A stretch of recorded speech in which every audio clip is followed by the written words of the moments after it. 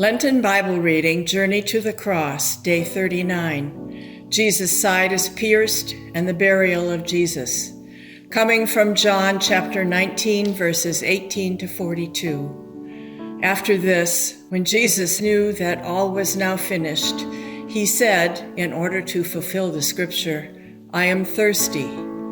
A jar full of sour wine was standing there, so they put a sponge full of the wine on a branch of hyssop and held it to his mouth. When Jesus had received the wine, he said, "It is finished." Then he bowed his head and gave up his spirit.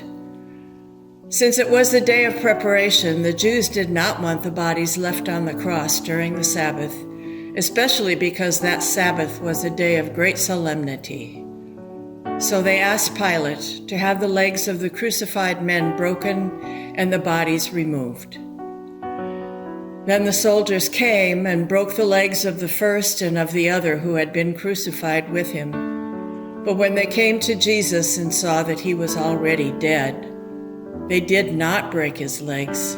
Instead, one of the soldiers pierced his side with a spear, and at once blood and water came out. He who saw this has testified so that you also may believe. His testimony is true, and he knows that he tells the truth, so that you may also continue to believe. These things occurred so that the scripture might be fulfilled, quote, "None of his bones shall be broken," unquote. And again, another passage of scripture says, quote, "They will look on the one whom they have pierced," unquote. After these things, Joseph of Arimathea, who was a disciple of Jesus, though a secret one because of his fear of the Jews, asked Pilate to let him take away the body of Jesus.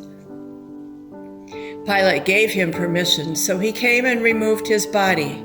Nicodemus, who had at first come to Jesus by night, also came, bringing a mixture of myrrh and aloes, weighing about 100 pounds. They took the body of Jesus and wrapped it with the spices in linen cloths, according to the burial custom of the Jews. Now there was a garden in the place where he was crucified, and in the garden there was a new tomb in which no one had ever been laid. And so, because it was the Jewish day of preparation, and the tomb was nearby, they laid Jesus there. Thank you for joining in daily Bible reading. Peace be with you. Have a blessed day.